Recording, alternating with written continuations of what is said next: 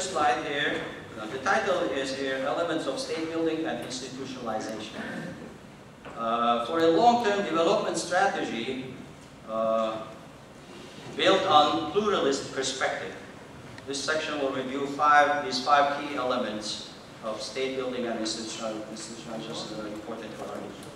These are fundamental political elements that need to be addressed and studied in academic institutions in Armenia, like universities and think tanks, and as problematic areas in the state of Armenian affairs, clear policies should be devised and carefully implemented. I'm suggesting research area. These are foundation of a healthy, institutionalized country. First, a strong sense of belonging and national identity. This is a concern we noticed in the last 20 years. This implies that beyond particular identities and belonging, Armenian individuals must develop a sense of national identity and a high sense of state belonging. Here, the idea of state merging with the idea of nationalism should be developed. I have a list of examples here, concerns under this variable. Why Armenians are trying to seek asylum, why Armenians are leaving to other countries, why families are asking to strip themselves from Armenian citizenship. So there are a lot of examples to show that this is an important criteria to be looked at seriously. Number two, government legitimacy. This implies the ability of the government to politically manage conflicts. There's also a feature that requires constant improvement of the public governance system. Government legitimacy should eventually translate into the vertical integration of popular will into government institutions and should point to the rising popular consent with the state apparatus. Government legitimacy implies political stability that follows elections with democratic standards, as well as enhanced government capacity to govern justly.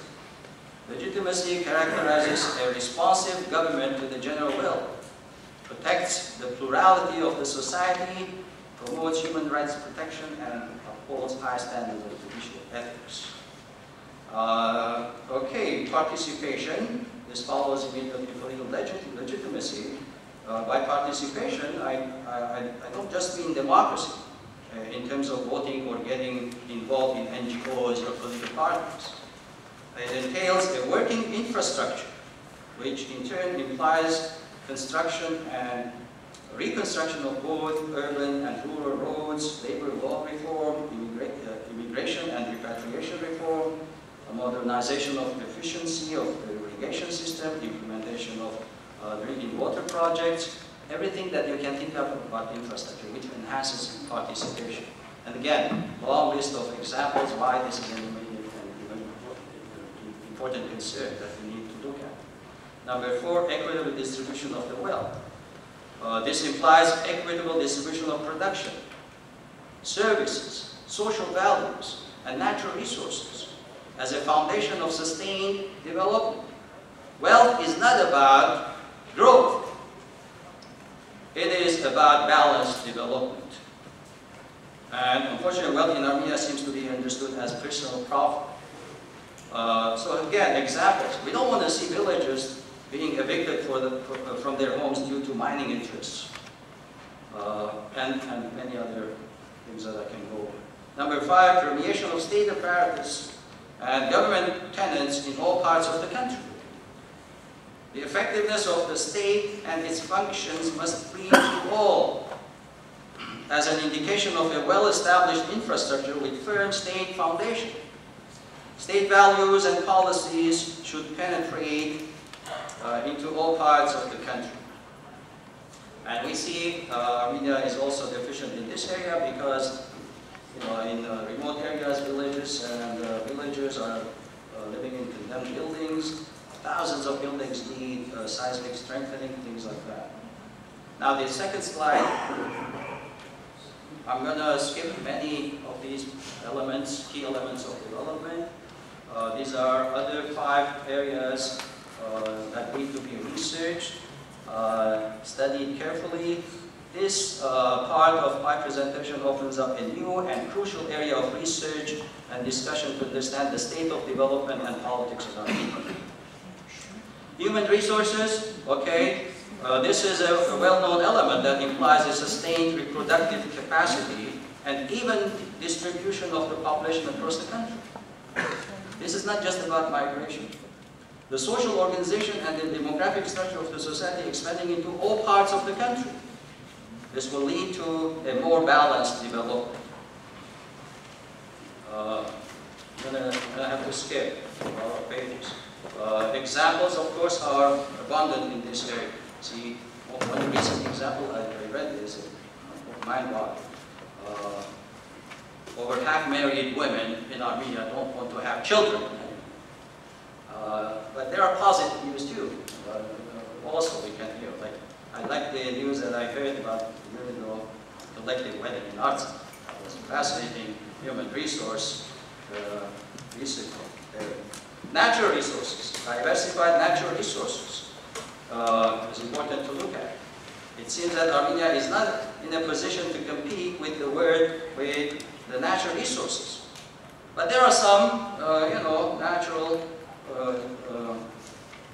resources there. We can establish our economic development.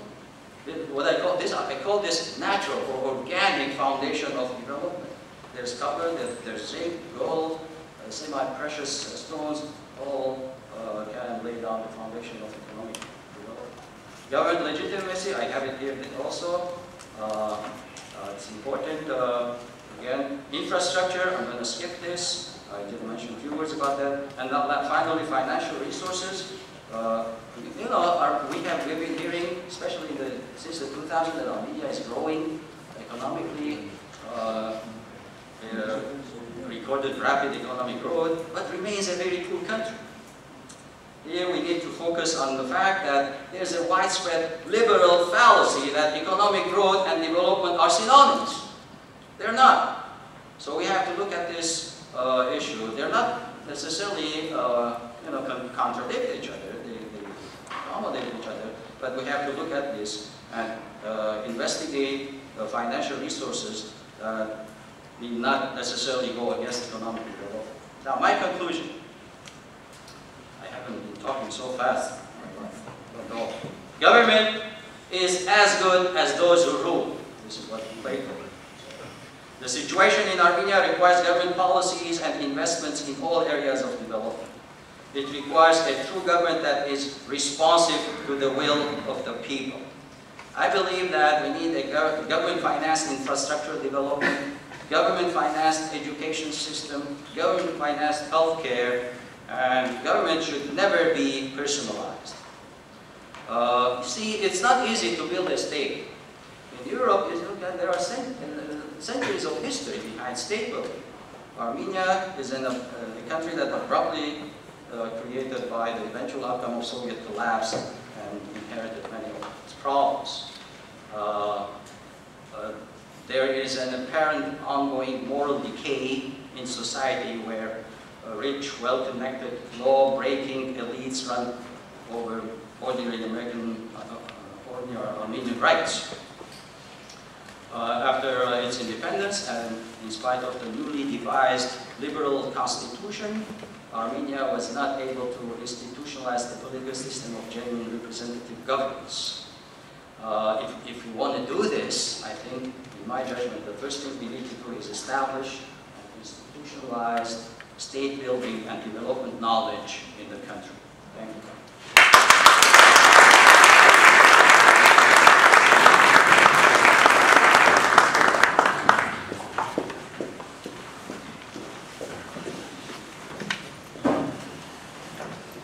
Thank you, Dr. Shirinian. At this time, I'd like to invite our discussants up on stage. Mark Chenyan is the Vice President at UBS Financial Services. Mr. Chenyan, would you join us at this time? And Dr. Ara Khanjan, who is an economics professor at Ventura College. Dr. Khanjan.